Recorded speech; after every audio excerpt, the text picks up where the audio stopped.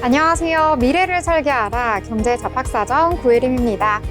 짧은 연휴를 보내고 돌아왔습니다. 다들 평안하게 잘 보내셨을까요? 오늘도 두 분의 아나운서와 함께 경제 이야기 즐겁게 나눠보도록 하겠습니다. 오늘은 장세은 신예지 아나운서와 함께합니다. 안녕하세요. 안녕하세요. 네, 그러면 미증시부터 먼저 분위기 살펴보고 넘어가도록 하겠습니다. 우리 증시는 쉬어가는 흐름이었지만 이 미국 증시는 원활하게 원래 흐름대로 흘러갔던 상황이었는데요. 이 전일장 살펴보면은요, 이 기준금리 결정을 앞두고 여러 가지 관망 심리가 짙어졌던 시장이었던 것 같습니다. 일단 뉴욕 지수는 3대 지수가 모두 약세로 마감을 했는데요. 자세한 분위기 살펴보도록 하겠습니다. 자, 세연 아나운서 전해주시죠. 네, 간밤 마감한 뉴욕 증시는 주요 3대 지수가 모두 하락하며 마감했습니다. 미국과 중국의 합의 기대감에 환율을 급락했지만 여전히 관세 협상에 대한 불확실성이 시장을 압박하는 모습입니다. 그럼 먼저 지수부터 살펴보겠습니다. 다우지수는 0.95% 하락한 4829포인트로 거래를 마쳤고 나스닥 지수도 0.87% 떨어지며 17,689포인트로 장 마감했습니다. S&P 500 지수 역시 0.77% 하락한 5,606포인트에 마감했습니다. 미국과 중국의 무역 협상 기대감은 컸지만 관세 협상에 뚜렷한 진전이 보이지 않으면서 투자자들이 매도 우위로 돌아선 모습이었습니다. 글로벌 이슈 함께 보면서 더 자세한 내용 알아보도록 하겠습니다. 미국과 중국의 무역 협상 기대감이 고조되면서 원달러 환율이 1,370원대로 급락했습니다. 미국 재무장관과 무역대표부 대표가 이번 주 스위스에서 중국 측과 무역 협상을 진행한다고 발표했는데요. 트럼프 대통령도 중국이 협상을 원하고 있으며 곧 주요 교역국들과 무역 합의가 이루어질 것이라고 밝히면서 협상 타결 기대감을 높였습니다. 하지만 미국의 3월 무역 적자가 역대 최대를 기록하는 등 관세 정책을 둘러싼 불확실성이 여전하기 때문에 시장의 변동성은 커질 수 있는 상황입니다. 관세 협상의 불확실성이 뉴욕 증시 하락의 주요 원인으로 지목됐습니다. 미국은 현재 중국을 제외한 17개 주요국과 무역 협상을 진행하고 있지만 구체적인 합의에 이르지 못하며 시장의 불안감을 키우고 있습니다. 특히 미국과 중국 간 협상도 이번 주 스위스에서 재개될 예정이지만 결과를 예측하기 어렵다는 평가가 지배적입니다. 이로 인해 증시가 추가적으로 영향을 받을 가능성이 크다는 분석입니다. 미국이 영국산 철강과 자동차에 대해 일정 물량만큼 저율 관세를 적용하는 쿼터제를 논의하고 있습니다. 이는 미국이 무역 협상을 통해 주요국들과 유연한 태도를 보이고 있다는 신호로 이번 주 미국과 영국이 관련 무역 협정을 공식 발표할 것으로 보입니다. 다만 의약품 관세 부과와 농산물 수입 문제 등에서 양국 간 이견이 남아있어 추가 협상이 필요하다는 분석입니다. 빅데이터 분석 기업 펠렌티어가 시장의 높은 기대감을 충족시키지 못하면서 12% 급락했습니다. 펠런티어는 1분기 매출이 전년 대비 39% 늘며 시장 기대치를 웃돌았지만 해외 사업의 성장세 둔화와 이익률 감소에 대한 우려가 부각되면서 투자자들의 실망 매물이 쏟아졌습니다. 펠런티어는 국내 투자자들의 보유가 많은 종목이라 국내 투자자 수익률에도 영향을 미칠 전망입니다. 네, 히트맵 보시면 대형 기술주 M7이 대부분 하락하며 부진한 모습 보이고 있습니다. 특히 메타가 2% 하락하며 낙폭이 가장 컸고 테슬라도 유럽 판매 급감 여파로 1.75% 내렸습니다. 마이크로소프트와 아마존은 각각 0.66%, 0.72% 하락했고 알파벳도 0.51%로 장을 마쳤습니다. 엔비디아와 애플 역시 약보합권에 머물며 전반적으로 부진한 장세였습니다. 그럼 이어서 주요 기업들 이슈 함께 체크해 보겠습니다. 네, 테슬라 소식입니다. 테슬라가 유럽 판매 부진 속에 1.75% 추가 하락했습니다. 특히 스웨덴에서 판매량이 전년 대비 81% 급감하는 등 유럽 전역에서 고전을 면치 못하고 있는데요. 이는 일론 머스크 CEO의 정치적 발언 이후 유럽 소비자들의 반감으로 불매운동이 확산됐기 때문입니다. 이에 따라 유럽 내 테슬라 점유율 하락과 중국 업체들의 시장 잠식 우려가 더 커지고 있는 상황입니다. 구글의 광고 기술 사업이 미국 정부의 강제 매각 대상이 됐습니다. 미국 법무부는 구글의 온라인 광고 시장 독점 문제를 지적하며 광고 거래소 사업인 에드엑스와 광고 서버 사업인 에드 매니저의 매각을 추진 중인데요. 구글 측은 이 같은 조치가 광고주와 시장 전반에 피해를 줄 것이라며 강하게 반발하고 있어 앞으로 논란이 확대될 전망입니다. 네, 다음으로 엔비디아 젠슨항 CEO가 중국 AI 시장을 놓치면 미국이 큰 손실을 볼 수 있다고 경고했습니다. 미국 정부가 중국으로의 반도체 수출을 규제하면서 엔비디아의 손실이 최대 55억 달러에 이를 것으로 예상되는데요. 황 CEO는 중국 AI 시장이 빠르게 성장 중이며 중국과의 협력이 미국에도 이득이 될 것이라며 강력한 경고 메시지 던졌습니다. 네, 애플이 이르면 내년 9월 첫 폴더블 아이폰을 출시할 계획입니다. 폴더블 아이폰의 예상 가격은 약 2,000달러에서 2,500달러에 달할 전망인데요. 갤럭시 Z 폴더와 같은 책 형태로 출시될 가능성이 높으며 한정판으로 소량만 생산될 수 있다는 관측도 제기되고 있어 관심이 집중됩니다. 지금까지 미증시 마감 시황 전해드렸습니다. 네, 미증시 내용 전체적으로 훑어주셨습니다. 국내 증시가 쉬어가는 중에도 미증시는 계속해서 흘러가는 모습 보였는데요. 자, 일단 간밤의 상황부터 정리를 해주셨습니다. 자, 이틀간 이제 FOMC 회의가 진행이 될 예정입니다. 이 시장에서는 금리의 동결을 예상하고 있는데요. 이 시장의 참가자들은 금리가 어떻게 결정될지 이것에 대한 향방보다는 파월 의장이 어떤 의견을 내놓을지 이 부분에 대해서도 주목을 하고 있거든요. 이 부분과 관련해서는 잠시 뒤에 또 한번 이야기 나눠보도록 하겠습니다. 자, 그러면 이번에는 기업에 대해서 이야기 나눠볼 시간인데요. 자, 예지 아나운서 어떤 기업 소개해 주실까요? 네, 오늘 제가 소개해드릴 기업은 메리어트 인터내셔널입니다. 여러분, 국내에 있는 메리어트 호텔 가본 적 있으신가요? 메리어트는 전 세계로 호텔을 전개하는 미국의 호텔 회사인데요. 나스닥에 상장돼 있으며 티커명은 MAR입니다.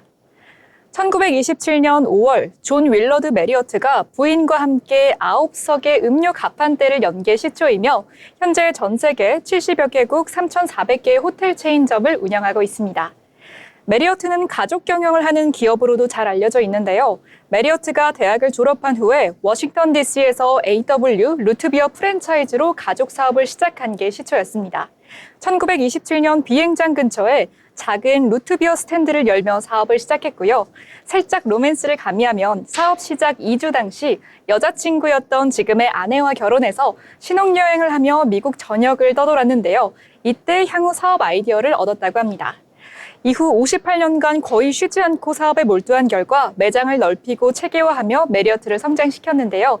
직원들과 함께 시간을 보내며 동료를 돌보고 고객을 돌보자라는 철학을 내세웠다고 합니다. JW 메리어트와 메리어트 호텔이 각각 개별 자회사인데요. 메리어트 호텔이라는 이름으로 먼저 연 체인점은 1959년 미국 텍사스주 알링턴에 위치한 키브리지 메리어트 호텔입니다. 이후 1970년부터는 호텔 위탁 사업을 시작했고 그 해에 네덜란드 암스테르담에 최초의 외국 지점을 개설했으며 1998년에는 리츠 칼튼의 지분 일부를 인수해서 주주가 됐습니다. 2016년 9월 23일 스타우트 호텔과 리조트 인수합병을 마무리 지었고요. 30개의 호텔 브랜드를 보유한 세계 최대의 호텔 기업으로 거듭났죠. 2016년에는 스타우트 호텔과 리조트를 인수했습니다. 호텔 운영으로 따지면 정말 공격적으로 M&A 확장을 통해서 확장했다라고 볼 수 있는데요. 메리어트 인터내셔널은 크게 메리어트 호텔과 JW 메리어트 호텔, 그리고 르네상스 메리어트 호텔 등 이 세 가지로 나뉘는데 JW 메리어트 호텔은 다른 메리어트 호텔 체인 중에서 최상급의 호텔에만 붙여지는 이름이라고 합니다. 서울에선 고속터미널 바로 옆에서 볼 수 있죠. 한편 메리어트 인터내셔널은 최근 2025년 1분기 실적을 발표했습니다. 6일 미국 증권거래위원회에 따르면 이번 분기 동안 회사는 총 수익 62억 6,300만 달러를 기록했으며 이는 전년 동기 대비 4.8% 증가한 수치입니다. 순이익은 6억 6,500만 달러로 주당 순이익은 2.4달러로 집계됐습니다. 회사는 2025년 1분기 동안 1억 2천만 달러의 배당금을 지급했으며 이는 주당 0.63달러에 해당됩니다. 또한 메리어트 인터내셔널은 2025년 1분기 동안 273만 8천 주를 자사주 매입했으며 총 7억 5,100만 달러를 사용했습니다. 회사는 2025년 1분기 동안 전 세계적으로 4.1%의 객실당 수익 증가를 기록했으며 평균 일일 요금 2.9% 증가와 점유율 0.7%포인트 상승에 기인하는 수치인데요. 국가별로 따지면 미국 및 캐나다 지역의 레브파는 3.3% 증가했으며 아시아 태평양 지역에서는 10.9% 증가했습니다. 반면 중국 지역에서는 레브파가 1.6% 감소했는데요. 메리어트 인터내셔널은 2025년 1분기 동안 12,200개의 객실을 추가했고요. 현재 개발 중인 프로젝트는 약 3,800개 호텔, 58만 7천 개 객실에 달합니다. 회사는 2025년 연간 순 객실 성장률이 5%에 이를 것으로 예상하고 있습니다. 회사는 또한 2025년 2분기부터 시티즌 M 브랜드 인수에 대한 계약을 체결했고요. 이 거래는 3억 5,500만 달러에 이루어질 예정입니다. 인수 완료 후 시티즌 M의 호텔들은 메리어트의 시스템에 통합될 것으로 보입니다. 메리어트 인터내셔널의 재무 상태는 안정적이고 현재 자산 총액은 266억 5,100만 달러로 부채는 141억 3천만 달러에 달합니다. 2025년 1분기 동안 6억 6,500만 달러의 순이익을 기록하면서 재무 건정성을 유지하고 있는 건강한 기업이네요. 호캉스로 꼭 가고 싶은 베스트 탑 3 호텔로 꼽히고 있습니다. 저도 정말 가고 싶네요. 지금까지 제가 준비한 기업 소식 메리어트 호텔이었습니다. 네, 메리어트 호텔까지 함께 알아봤습니다. 여름을 앞두고 여러 가지 호텔에 대해서 또 관심 커지실 것 같은데요. 이 기업에 대해서도 알아두시면 좋을 것 같습니다. 자, 그러면 이번에는 신문에서 저희 경제 뉴스 살펴볼 시간인데요. 여러 가지 경제 소식 준비하셨다고요? 오늘 신문에서 발췌한 기사를 전해드리는 뉴스 브리핑 시간입니다. 네, 첫 번째 소식입니다. 정부가 미국의 반도체 수입 규제 움직임에 강력히 대응하고 나섰습니다. 미국이 수입산 반도체가 자국 안보에 위협이 될 수 있다며 관세 부과를 검토하자 한국 정부는 한국산에는 특별한 고려가 필요하다며 예외를 요청했습니다. 현지 시간 6일 산업통상자원부는 미국 상무부에 공식 의견서를 제출했습니다. 정부는 반도체 및 제조장비 수입 제한이 한국 기업들의 대미 투자에 악영향을 줄 수 있다고 경고했으며 이번 조치가 자칫하면 글로벌 공급망을 위협할 수 있다는 우려도 함께 전달했습니다. 미국은 지난달부터 무역확장법 232조에 근거해 안보 영향 조사를 진행 중이며 이 법은 대통령이 관세 부과 등의 조치를 직접 취할 수 있게 합니다. 한국 정부는 향후에도 긴밀한 협의를 이어가겠다는 입장입니다. 다음 소식입니다. 포스코 홀딩스와 LG화학이 탄소 감축 기술 개발을 위해 손을 잡았습니다. 양사는 이산화탄소 포집 활용 메가 프로젝트에 참여하며 포항 제철소에서 실증 작업을 추진할 계획입니다. 이번 프로젝트는 과학기술정보통신부가 주관하며 포항 제철소의 제철 공정에서 발생하는 부생가스를 포집해 이를 일산화탄소 수소가 혼합된 합성가스로 전환하는 기술이 핵심입니다. 내년부터 실증에 착수하는 것이 목표이며 이번 협업은 석탄 대신 사용할 수 있는 환원재를 개발하는 데에도 기여할 것으로 기대됩니다. 양사는 이를 바탕으로 철강 산업의 탄소 중립을 선도하겠다는 전략을 내세우고 있습니다. 네, 다음 소식입니다. 관세 전쟁 여파 속에서도 ING는 한국 수출 기업들에 대한 금융 지원을 지속하겠다고 밝혔습니다. 우데이 살인 ING 아시아 태평양 대표는 반도체, 조선, 배터리 등 한국의 고부가 가치 산업은 여전히 경쟁력이 있다며 무역 금융 확대 의지를 밝혔습니다. 그는 한국 방문 중 지정학적 불확실성이 확대되고 있지만 ING는 33년간 쌓아온 노하우를 바탕으로 한국 기업과의 파트너십을 강화해 나갈 것이라고 강조했습니다.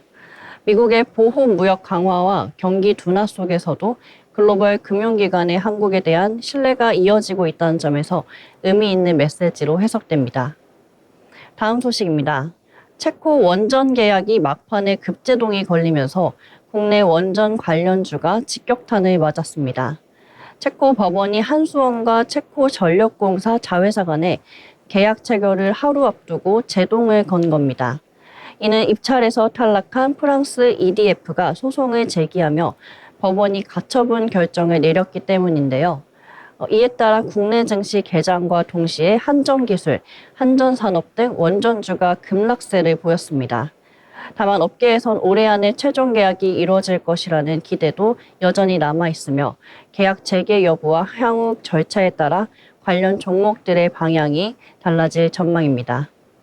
네, 마지막 소식 전달해드리겠습니다. 카카오뱅크가 올 1분기 역대 최대 분기 실적을 기록했습니다. 당기순이익은 1,374억 원으로 전년 대비 23.6% 증가했으며 영업이익도 1,830억 원으로 사상 최대치를 찍었습니다. 이번 실적의 배경에는 수수료 플랫폼 사업의 성장과 투자 자산 수익 확대 등 비이자 수익 부분의 강세가 있었습니다. 이자 수익은 다소 줄었지만 전반적인 포트폴리오 다변화가 실적은 견인한 셈입니다. 카카오뱅크는 앞으로도 고객 유입과 비대면 금융 플랫폼 확대를 통해 지속 가능한 성장을 이어가겠다는 계획입니다. 지금까지 뉴스 브리핑이었습니다. 네, 여러 가지 뉴스들 알기 쉽게 전달을 해주셨습니다. 그중에서도 오늘 시장에서 원전 관련주가 급락한 모습을 보였는데요. 역시나 체코 쪽에서 있었던 소식입니다. 저희가 방송에서 계속해서 이야기를 전해드리긴 했었는데 이제 한수원과 이 체코의 전력공사 간 계약식 현지 시간 7일에 이제 예정이 될 예정이었는데요. 이 계약이 무산될 위기에 처했다라는 평가가 나오고 있습니다. 왜냐하면 프랑스 쪽에서요, 이 사업의 계약을 중지하도록 해달라라고 요청을 했었는데 이 가처분 신청 인용이 됐다라는 소식이 전해졌기 때문입니다. 하지만 또 증권가에서는 완전히 무산될 가능성은 희박하다라는 내용도 나오고 있어서요. 앞으로의 추이 계속해서 지켜봐야 할 것 같습니다. 더불어 본 방송에서 제공하는 정보는 투자 판단을 위한 조언일 뿐 해당 종목의 가치, 상승과 하락에 대해서는 보장하지 않습니다.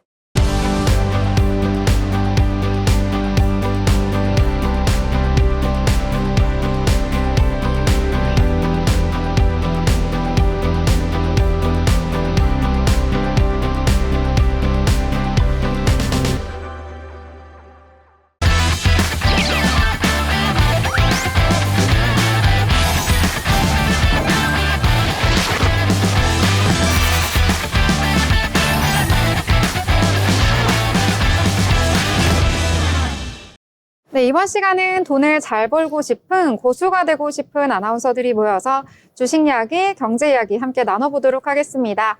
자, 이제 연휴 동안에 돈을 많이 쓰셨을 테니까요. 다시 지갑을 두둑하게 채워볼 시간인데요. 오늘 장에 대해서 먼저 요약을 해보고 이야기 나눠보도록 하겠습니다. 자, 일단 미국과 중국 간의 무역 협상 이제는 타결이 될 것이다 하는 기대감도 있는데요. 이에 반해서 여러 가지 FOMC에 대한 경계감도 공존하고 있었던 시장이었던 것 같습니다. 제한된 상단을 보였던 시장이었는데요. 자세한 지수 분위기도 함께 살펴보도록 하겠습니다. 먼저 코스피 시장 같은 경우에는 전거래일 대비 0.55% 상승하면서 거래를 마쳤는데요.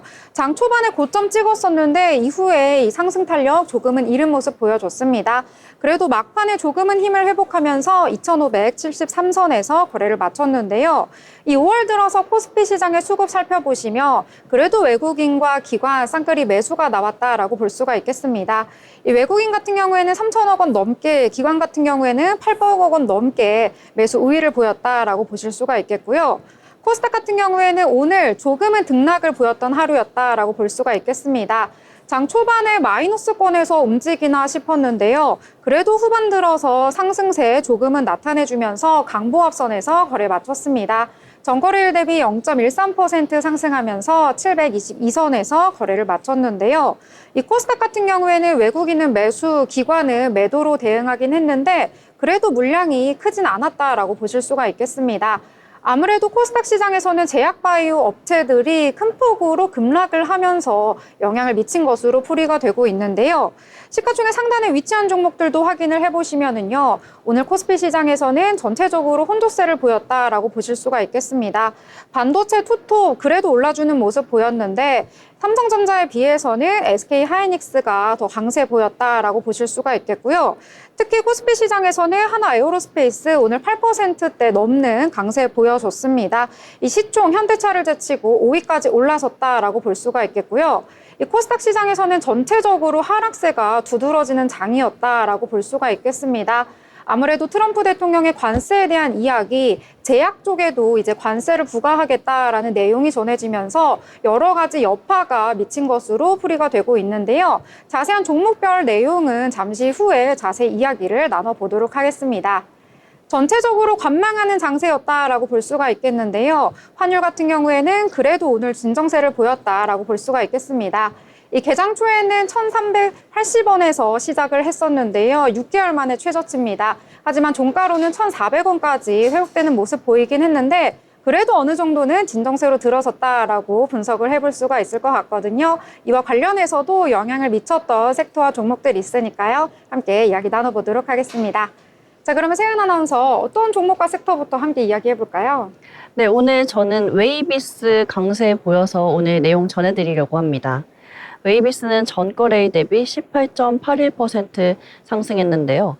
인도가 파키스탄을 향해 미사일 공격을 단행한 것으로 알려지면서 인도 방산 기업으로부터 무선 주파수 반도체 위탁 생산을 수주한 웨이비스의 매수세가 유입된 것으로 보입니다. AP와 로이터 통신 등에 따르면 인도는 7일 새벽 파키스탄을 겨냥해 미사일 공격을 단행했습니다.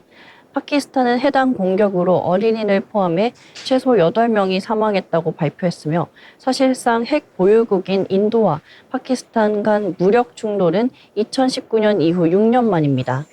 한편 웨이비스는 지난 3월 인도 방산 기업으로부터 고출력 질화갈륨, 무선 주파수, 반도체 위탁 생산 사업을 수주했다고 공시한 바 있습니다. 고객사는 인도 국방부 산하의 방산 기업으로 레이더, 통신, 전자정장비 등 무기 체계 개발을 주도하는 것으로 알려져 있습니다. 웨이비스는 2021년부터 인도 방산 시장에 진입해 해당 고객사와 협업을 이어왔으며 이번 수주는 기존 프로젝트 본격화로 이어진 결과라는 설명입니다. 수주한 반도체 칩은 단중거리 공중 위협을 탐지하는 능동형 다기능 방공 레이더 시스템에 탑재될 예정입니다. 네, 이 같은 모습 보인 웨이비스 오늘 장에서 상승하는 흐름 보이면서 18.81% 상승하며 1,990원으로 종가 형성했습니다. 네, 웨이비스 같은 경우에는요, 윗골이 조금 달리긴 했지만 그래도 강세 속에서 마감을 했다라고 보실 수가 있겠고요. 차트 같은 경우에도 4월 들어서 계속해서 우상향하는 흐름 보여줬고요. 오늘 같은 경우에도 오전 10시 29분경에 이 VI가 발동되는 등 큰 폭으로 상승을 했다. 이렇게 정리를 해보도록 하겠습니다. 자, 그러면 또 다른 테마 함께 이야기를 나눠보려고 하는데요. 이 오늘장에서 환율이 진정이 되다 보니까 영향을 받은 섹터가 있습니다. 바로 항공과 관련된 종목들이 전체적으로 강세 보여서 함께 이야기를 해보려고 하는데요. 자, 일단 항공주가 강하게 탄력을 받기 위해서는 환율이나 유가에 대한 부담 당연히 완화가 돼야 하고요. 여기와 더불어서 여행에 대한 수요가 늘어나야지만 항공주가 탄력을 받는다라고 보실 수가 있겠습니다. 최근에 달러원 환율과 국제유가 계속해서 급락세를 보이고 있다라고 보실 수가 있겠는데요. 이 항공사들의 리스크비나 유류비 부담이 완화되고 있다라는 기대감 속에서 관련된 종목들 오늘 상승한 것으로 풀이가 되고 있습니다. 자, 오늘 달러 대비 원화 환율은요, 아까 언급을 해드렸는데 이 전장보다 20원 넘게 급락한 1,380원으로 개장을 했습니다. 6개월 만에 가장 낮은 개장가를 기록했다라고 보실 수가 있겠는데요. 이 환율도 진정세를 보였는데 여기에 더해서 유가에 대한 부담도 완화가 된 것으로 분석이 되고 있습니다. 자, 이 배경을 살펴보자면은요, 왜 이렇게 유가가 진정이 되었나 하고 봤더니 이 뉴욕 상업거래소에서 서부 텍사스산 원유, 오펙과 아이펙 플러스가 다음 달에 원유 생산량을 41만 1000배럴 늘리기로 합의를 했다라는 소식이 전해지면서 배럴당 57.13달러의 거래를 마친 것으로 전해졌는데요. 이것도 마찬가지로 종가 기준으로 본다면은요, 2021년 2월 이후에 최저치를 기록했다라고 보실 수가 있겠습니다. 특히 리스트비나 유류비 같은 경우에는요, 달러로 지불을 하는 비용이 많은 항공사에 호재로 작용을 하는데요. 이에 영향을 받아서 항공주들이 오늘 강세 보인 것으로 풀이가 되고 있습니다. 또 이와 더불어서 MRO 쪽으로도 호재가 더해졌기 때문에 강세를 보인 것으로 분석되고 있습니다. 자, 이 미국의 MRO 사업에 대한 협력 기대감 지속이 되고 있는데요. 일전에 조선 쪽으로도 협력을 하겠다라는 이야기가 나왔었는데 이제는 항공 쪽으로도 더욱더 시선이 모이고 있는 것 같습니다. 이 미국의 국방부 관계자들 올해 초에 방한을 했는데요. 이 대한항공 등의 사업장을 방문을 했다고 합니다. 이 미국의 함정과 더불어서 항공 쪽으로도 여러 관심을 보이고 있다라고 볼 수가 있겠는데요. 자, 이에 따라서 에어부산은 7%대, 대한항공도 역시 7%대 상승을 했고요. 이 밖에도 여행 관련주들도 역시 강세를 보였다라고 보실 수가 있겠습니다. 자, 항공주 오랜만에 강세 보였던 하루였던 것 같은데요. 자, 이번에는 또 다른 내용들 함께 이야기 나눠보도록 하겠습니다. 이번에는 어떤 내용 함께 얘기해 볼까요? 네, 오늘 미 의약품 관세 관련해서 삼성 바이오로직스 가져와 봤습니다. 삼성 바이오로직스는 전일 대비 3.81% 하락하며 104만 3천 원에 거래 마감했습니다. 이번 하락은 트럼프 미국 대통령의 의약품 관세 발표 예고가 영향을 미친 것으로 풀이됩니다. 삼성 바이오로직스는 개장 직후 1.83% 하락 출발한 뒤에 장중 한때 4.70%까지 낙폭을 키우며 103만 4천 원까지 밀리는 등 변동성 보이고 있었습니다. 트럼프 대통령은 현지 시간 5일 향후 2주 내에 이 의약품에 대한 품목별 관세를 발표하겠다고 언급한 바 있으며 앞서 무역확장법 232조를 근거로 의약품 수입이 국가 안보에 미치는 영향을 상무부에 조사 지시한 점도 재차 부각되고 있습니다. 이에 따라 국내 바이오 업종 전반의 투자 심리가 위축되는 모습입니다. 증권업계에서는 의약품 관세 부과가 현실화될 경우 국내 주요 바이오 기업의 수출 불확실성이 커질 수 있다며 우려를 표했습니다. 투자자들은 향후 미국 정부의 관세 정책과 글로벌 제약 바이오 산업의 정책 변화를 주시할 필요가 있으며 단기적으로 바이오 업종의 변동성 확대 가능성에 유의해야 할 것으로 보입니다. 네, 이 같은 소식에 삼성 바이오로직스 오늘장에서 약세 흐름 보이면서 104만 3천 원의 종가 형상했습니다. 네, 오늘 3% 넘게 떨어지면서 마감을 했는데요. 이 삼성 바이오로직스뿐만 아니라 셀트리온 같이 제약바이오 전반이 오늘 약세를 보였다라고 보실 수가 있겠습니다. 이 트럼프 대통령 역시 또 관세 이야기를 하면서 여러 가지 영향을 주고 있는 것 같은데요. 이번에는 의약품인 것 같습니다. 이 한국 증시의 제약바이오주 오늘 장 개장하자마자 약세를 보인 것으로 나타나고 있고요. 특히 국내뿐만 아니라 최근에 빅파마들 같은 경우에는 미국 내 생산시설 확대를 발표를 하면서 선제적으로 대응을 하고 있긴 하지만 주가의 부정적 영향 불가피한 것 같습니다. 특히 가격 인상이 어려운 복제약 제약사의 어려움 더욱더 큰 것으로 풀이가 되고 있거든요. 여러 가지 어려움 2주 후에 발표를 한다고 하니까 어떻게 또 대응을 해야 할지 이렇게 되었을 때 어떻게 전략을 짜야 할지 함께 이야기를 나눠보도록 하겠습니다. 자, 그러면 또 다른 이야기들 함께 나눠보려고 하는데요. 자, 이번에는 보안주에 대해서 또 이야기해 보려고 합니다. 저희가 방송에서도 여러 차례 언급을 해드렸었는데요. SKT 유심과 관련해서 이슈들 계속해서 나오고 있는 것 같습니다. 자, 이번에는 최태원 SK그룹 회장이요. 이 발생을 한 지 19일 만에 대국민 사과를 했다라는 소식이 전해졌는데요. 이 문제 해결에 최선을 다하겠다라고 약속을 했다라고 전해졌습니다. SKT 본사에서 이 해킹 사태 관련해서 일일 브리핑을 했다라고 했는데요. 여기에서 최근에 SK텔레콤 사이버 침해 사고로 고객과 국민에게 불편함을 초래했고 또 SK그룹 대표를 해서 사과를 드린다라고 언급을 했다고 하는데요. 이 사고의 원인을 파악하기 위해서 여러 가지 조치를 취하겠다라고 했습니다. 이 전문가가 참여하는 보안정보보호혁신위원회를 구성을 하겠다라고 하면서요. 개선 방안을 찾겠다고 했는데요. 한편 가입해지 위약금 면제 여부와 관련해서는 논의 중이라는 입장을 밝히면서 신중한 입장을 보였다라고 보실 수가 있겠습니다. 자, 그래서 오늘 장에서는 장 초반에 굉장히 강세를 보였었는데요. 오후 들어서는 좀 탄력이 떨어지긴 했습니다. 그래도 신시웨이 2.1% 상승을 했고요. 센즈랩 같은 경우에는 4.96%, 벨로크는 1.43% 상승을 하면서 보안주, 저번 주에는 상승세 좀 강했는데 오늘은 조금은 떨어진 모습이지만 그래도 오늘 장에서 전체적으로 훈풍이 불었다. 이렇게 정리를 해보도록 하겠습니다. 자, 이번에 또 다른 이야기 함께 나눠보도록 하겠습니다. 자, 이번에는 어떤 이야기 준비하셨을까요? 네, 제가 마지막으로 가져온 HD 현대 일렉트릭 소개해드리겠습니다.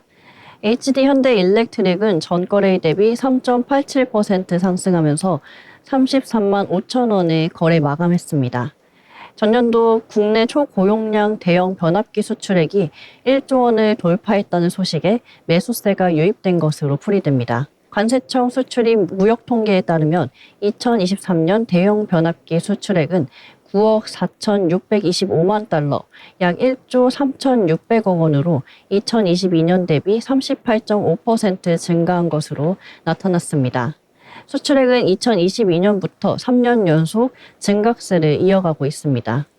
오는 2027년까지 약 7,700대 규모의 글로벌 수요가 예상되는 가운데 국내 업체들도 본격적인 수출 확대에 나설 전망입니다.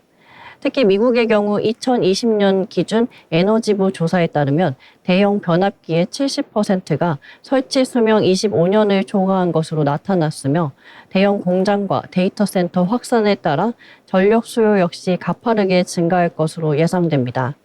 네, 이 같은 흐름 보이면서 오늘 HD 현대 일렉트릭 오름세 보였습니다. 또한 4.03% 상승한 33만 5,500원의 종가 형성했습니다. 네, 최근 들어서 사상 최대 실적을 기록했음에도 불구하고 이 피크아웃 우려 속에서 증권가에서 목표가 줄줄이 낮추는 모습 나타났는데요. 그래도 오늘 장에서는 상승 마감을 했다라고 보실 수가 있겠습니다. 앞으로 변압기 관련해서도 함께 추이 지켜보시면 좋을 것 같습니다. 자, 이번에는 정치 이야기 한번 나눠보려고 하는데요. 오늘 장에서 다시 튀어오른 정치 인맥주 있어서 이야기를 해보려고 합니다. 바로 이재명 관련주인데요. 이재명 파기환송심 첫 재판이 대선 이후로 연기가 되었다라는 소식 속에서 오늘 장에서 이 관련된 종목들 또 한 번 강세를 보였습니다. 이 더불어민주당 이재명 대선 후보의 공직선거법 위반 혐의 사건과 관련해서요. 이 파기환송심을 맡은 재판부가 원래는 5월 15일에 예정이 되어 있었던 첫 공판을요. 대선 이후인 6월 18일로 연기를 했다라는 소식이 언론을 통해서 전해졌습니다. 이 서울고법 형사 7부는요. 이 대통령 후보인 피고인에게 균등한 이 선거 운동의 기회를 보장하고 또 재판의 공정성 논란을 없애기 위해서 재판 기일을 대통령 선거일 이후로 미루겠다라는 이야기를 한 건데요.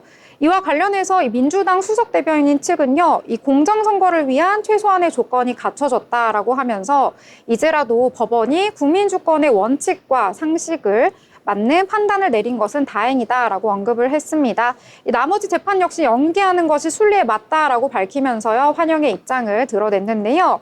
이에 따라서 관련된 종목들 오늘 강한 상승 보여줬습니다. 코나이 같은 경우에는 상한가로 마감하는 모습 나타났고요. 오리엔트 바이오도 상한가, 오리엔트 성공은 24%대 강세 보이면서 이재명 대표 관련주들이 여러 가지로 강세를 보였다. 이렇게 정리를 해보도록 하겠습니다. 자, 그러면 이번에는 인물에 대해서 저희 알아볼 시간인데요. 자, 예지 아나운서 어떤 인물 준비하셨을까요? 네, 여러분 빅쇼트라는 영화 혹시 기억하시나요? 저도 경제 영화 분야 중에서 이 영화를 좀 가장 흥미롭게 봤는데요. 2008년 금융위기를 정확하게 예측해서 수십 배의 수익을 거둔 실존 인물이 있습니다. 바로 그 주인공 마이클 버리 박사입니다.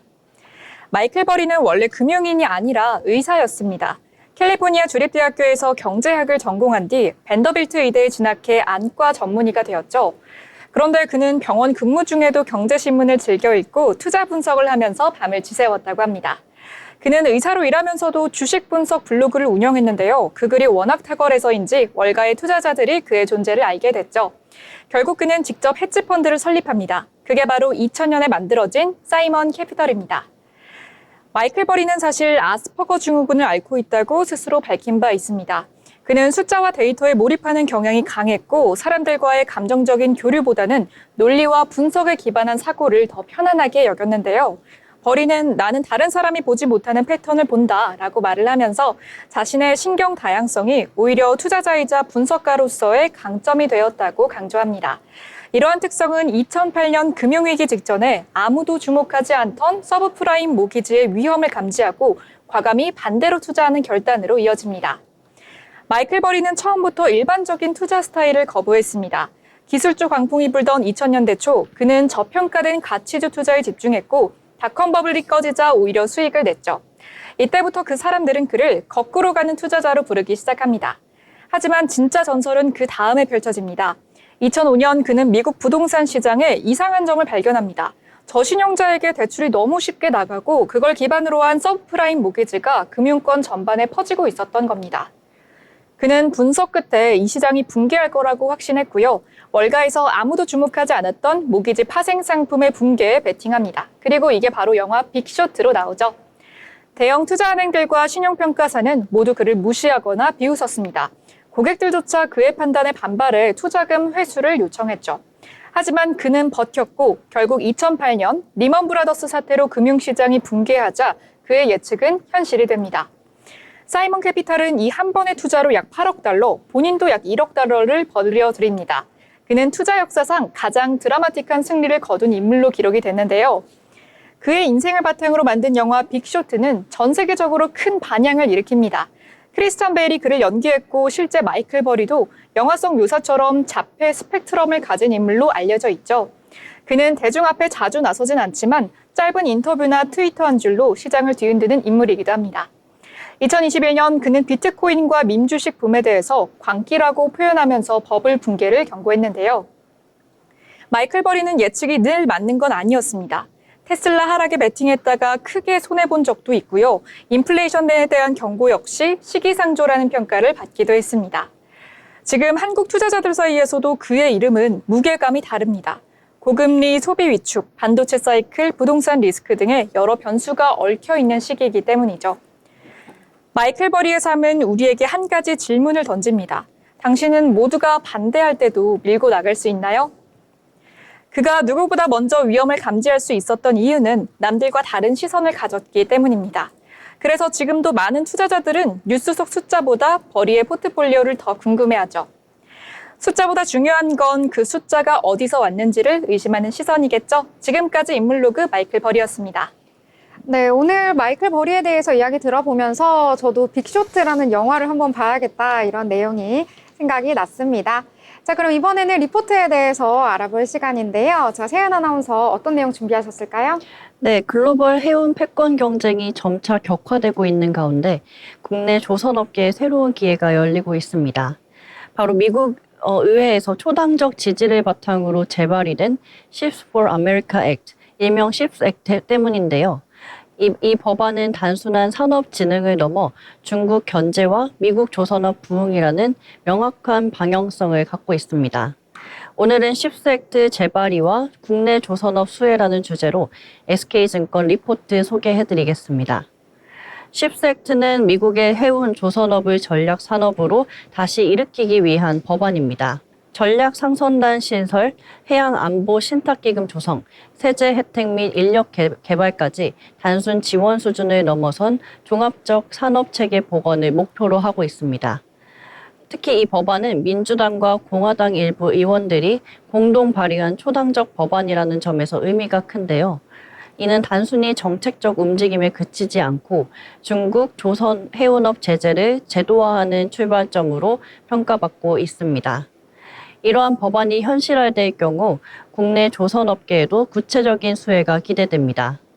우선 단기적으로는 HD 현대미포의 수혜 가능성이 부각되는 상황입니다.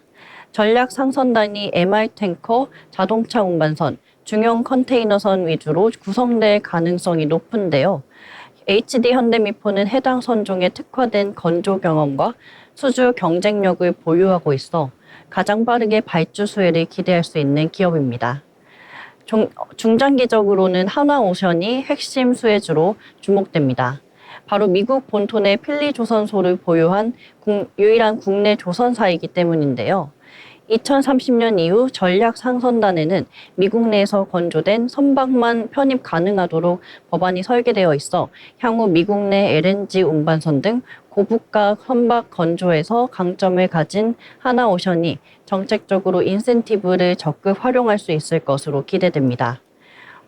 이번 쉽스 액트는 미국 산업 회복이라는 측면을 넘어 중국 조선업에 대한 강력한 견제 전략으로도 해석됩니다. 중국 국영 선박공사 등과 거래한 선사에 대한 간접 제재 조항이 포함되면서 글로벌 선주들의 중국 조선소 발주는 위축될 가능성이 커지고 있습니다.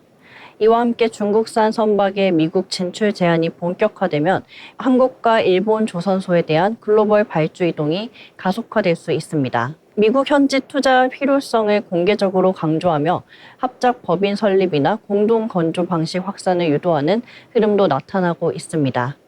그리고 2030년 이후 미국의 건조 선박은 전략 상선단 편입이 불가능해지는 점도 주목할 필요가 있습니다.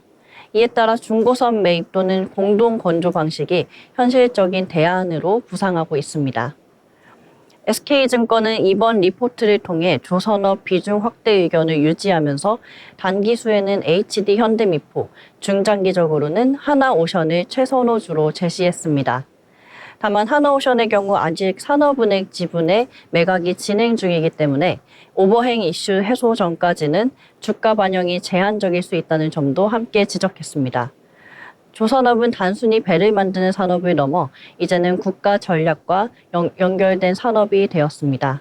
십섹트는 지정학적 긴장 속에서 우리 조선사들이 새로운 수주 기회를 확보할 수 있는 전환점이 될 수 있으며 앞으로 법안 통과와 발주 흐름을 면밀히 모니터링할 필요가 있습니다.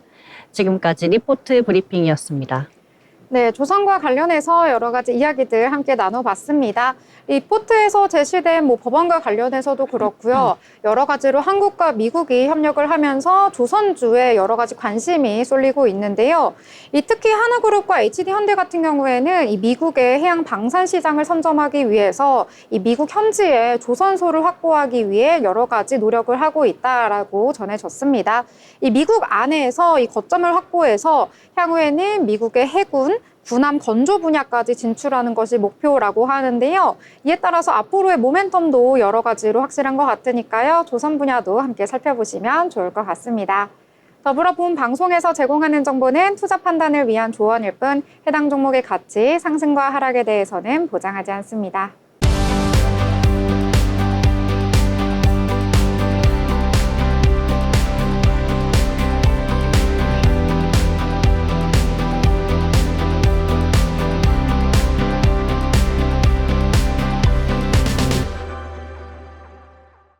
한 주간의 코인 이슈를 전달해드리는 위클리 코인 브리핑, 아나운서 장세은입니다.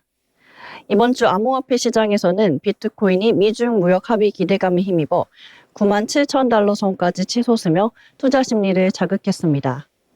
이더리움은 전주 대비 약세를 보였지만 여전히 1,800달러대 가격을 유지했고 XRP는 활발한 네트워크 활동 속에 2달러대를 굳건히 지키며 강세 이어갔습니다. 먼저 주요 3대 암호화폐 시황입니다. 2시 30분 기준 비트코인은 현재 96,357달러로 전주 대비 2.13% 상승했습니다. 이더리움은 1,826달러로 역시 소폭 상승했고 리플은 2.136달러로 상승세 보이고 있습니다. 다음으로 이번 주 암호화폐 주요 이슈입니다. 미국과 중국 간 무역 합의 가능성이 다시 고조되며 비트코인이 97,000달러 수준까지 상승했습니다. 글로벌 시장 불확실성 완화와 함께 비트코인이 안전자산으로 다시 주목받는 흐름입니다. 두 번째 소식입니다. 홍채 인식 기반 가상화폐 월드코인이 글로벌 규제 압박에 직면했습니다. 특히 인도네시아에서는 개인정보 수집 논란이 확산되며 월드코인 운영을 일시 중단한 상황인데요. 이슈가 장기화될 경우 월드코인의 신뢰성에 큰 타격이 예상됩니다. 마지막 이슈입니다. 한동안 급감했던 네트워크 활성 주소 수가 주말을 기점으로 급반등하며 시장 전체의 활동량이 크게 증가하고 있습니다. XRP는 이러한 흐름 속에 2달러 선을 지키며 지속적인 강세 흐름 이어가고 있는데요. 시장에서는 XRP의 추가 상승 가능성에 주목하고 있습니다. 계속해서 시장의 흐름 잘 살펴보시고 현명한 투자 판단 하시기 바랍니다. 지금까지 위클리 코인 브리핑 장세은이었습니다.